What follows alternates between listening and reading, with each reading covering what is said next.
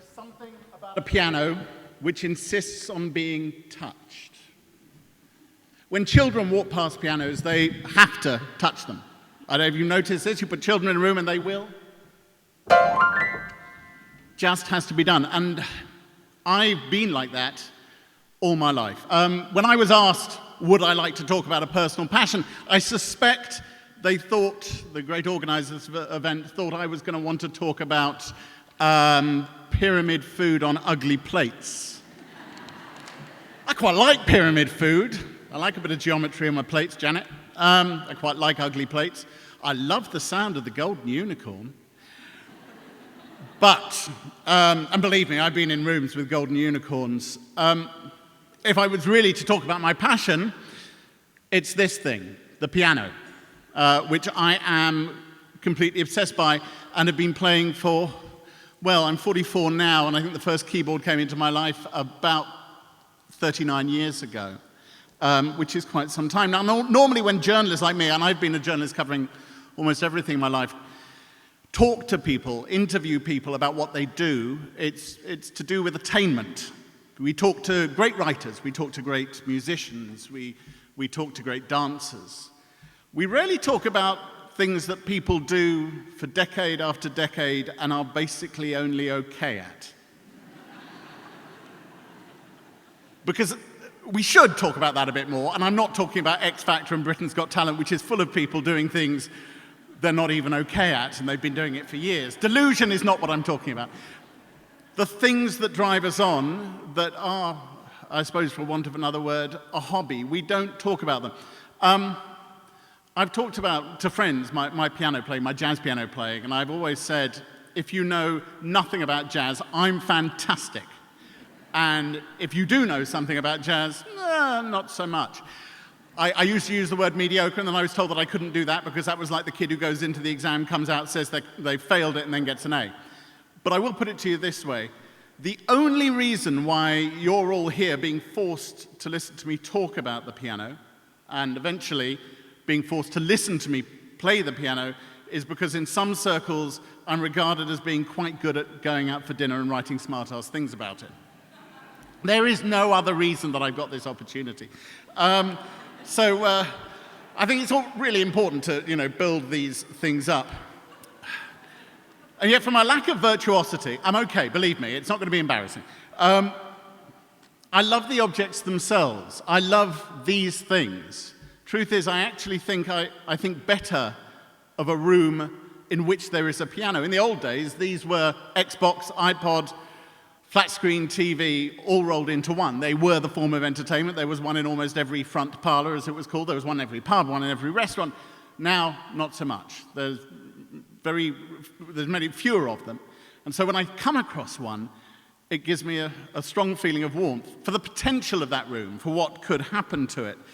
I have a great friend, a chap called Joe Thompson, who's a fantastic jazz pianist. So good, he was the person Diana Krall asked to come and play at her wedding. And he and I are now working on a piece of drama I'll be a bit coy about, but it's about jazz piano. I'll be coy about it because it hasn't been commissioned, let alone there's any chance of it ever being produced. But I asked him, as a man who had played for longer than I have and rather better than I have, to write a speech for someone who was playing the piano and about what it was that attracted him. And this is what he wrote. Look at it. It's just so permanent. It's like a rock, and it's not going anywhere, but it can take you everywhere. And it's alive. And it breathes into you, and that silence when it's not being played is deafening. But it's calm and it's calming. There is nothing as calm as that piano. Just being near a piano makes me feel good, just knowing there's one in the building. Then there's the smell of an old abandoned piano you've just stumbled across. You can feel the weariness as you lift the lid. And when you twang a chord on it, you hear its weaknesses and its strengths. You hear where it's going and you hear where it's been, and you wish you could have been a part of it, and you want to be a part of it now, so you play it. You say hello. Inside a piano is strength and power and tension and metal and guts and wire and wood and hard things, eternal things. Touch the keys and you're in a gentler, kinder, fairer world, a world that makes sense.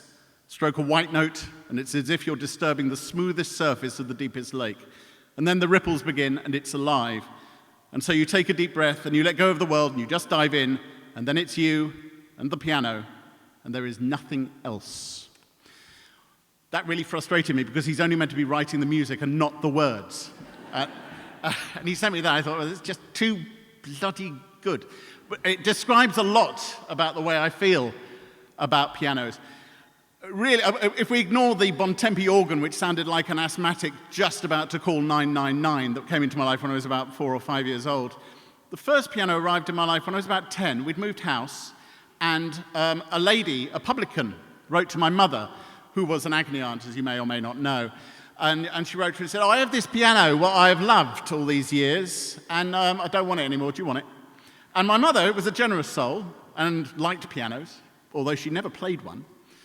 Said yes. So we drove off to the East End, Isle of Dogs, where there was a collard and collard baby grand that appeared to have been born in the room in which it sat. And she said, you can have it for free. And we thought, what a deal. It wasn't.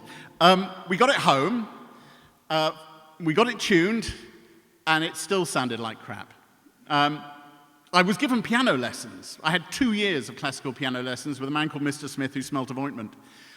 Can I say at this moment, I do wish that my mother had refused to allow me slumber parties or watch TV and forced me to practice for 3 hours a day, because that way my life might have amounted to something.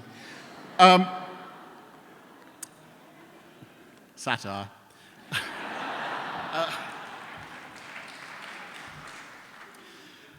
And I do think it was something to do with the terribleness of that piano which forced me into the hands in the 80s of the synthesizer. I dyed my hair blonde. I had 3 of them. There was a Nat, which was a tiny thing with one oscillator. It was so cheap it didn't really have a keyboard. It just had it was painted on to a piece of plastic. It was heat sensitive. You left it in a warm room, it played to itself. Then there was the SH-101, which was a tragic machine because it was basically for anybody who could only play keyboards but wanted to play guitar, because you hung it on a strap around your shoulder and played it like that. And it was awful. And finally a Juno 6. There is, which is a big polyphonic thing. There is actually some footage of me playing piano from 1983, a documentary made about my parents called The Other Half. I had been thrown out of school for smoking dope. If only my mother had been at... No, we won't go there again. I had been thrown out of school, and they needed to include this in the documentary, apparently. And so there was footage of me playing a Human League tune, Hard Times. I would just play the bass line.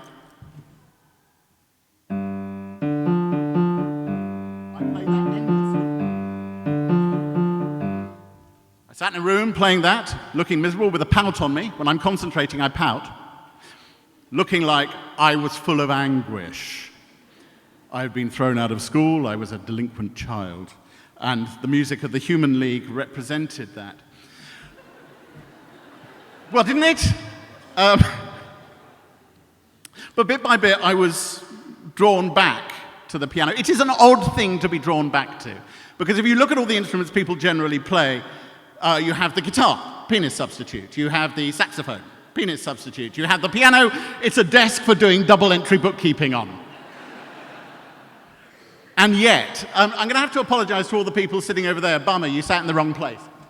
I'm going to be sitting completely out of view over here. Is this one now on? One of the things that's very odd about the piano is it's the only instrument that people actually talk to you while you're playing, thinking that you can do it. Got any good restaurant recommendations? And it never ceases to amaze me that some people actually find this thing strangely alluring. Well, at least she did say she found it alluring. Her name was Storm. She was 24. She said, you have lovely fingers. I said, I'm married. The only time that's ever happened with the piano was that one time. So you don't play it because you want to be sexy. There is nothing sexy about the piano. And yet I continue to persevere, and persevere playing the music of ghosts. I even know this. In 1983, I was playing the Human League. Today, I play music which pretty much stopped in 1959. All my reference points are musicians who are either dead or thinking of dying very soon, and did their finest work 30 years ago. And I think it's partly the reason I carry on playing is there's something rather sweet about failing. There was a great line that was given to me by a friend of mine which said that professionals practice not to get anything wrong, whereas amateurs practice to try and get things right. And I think that pretty much sums it up. What changed for me quite recently was I joined, and this is a technical term, a very wanky London club, where Joe Thompson, the guy whose words I read to you, went under the title of the musical director. We'd met 25 years before in a student production of Cabaret. He was the musical director of that. I was a transvestite. It was a relationship that was bound to form. And he had a trio there on Friday nights. He still does. And one night I'd been sitting there and he knew I played a bit and he stood up and he said, "Right, you're on." And I sat down with two very, very good musicians and thought, what the hell do I do now? Funnily enough, that night I'd been doing, as was said in the introduction, I do a small show called The One Show. You're not the demographic, you probably don't see it. I've been live in front of an audience of 5 million people. My heart had barely speeded up. And now I was in a room with 30 people, and it was about to burst out my chest. It was the most terrifying thing I'd ever done. And it was fantastic. The only problem was, the tune I played, All of Me, I only knew the chord structure, I didn't know the melody, and that rather frustrated me. So I started going back, week after week after week, knowing that I had to play something different, and I had to play something better for this one room of maybe 25 or 30 people. Which is the reason why I wanted to come here tonight, because I have never played the piano in front of a room this big. So you are all here for my personal therapy. But it is a personal passion, and that means that I've never been paid a penny cent for it. And I'm going to keep it that way. You may know there is a small stipend paid for turning up here. I'm not getting it. It's going to the bloke I'm going to bring up on stage now. If you're going to play jazz piano live, play with a really bloody good bassist. So can I introduce Rob Rickenberg onto the stage?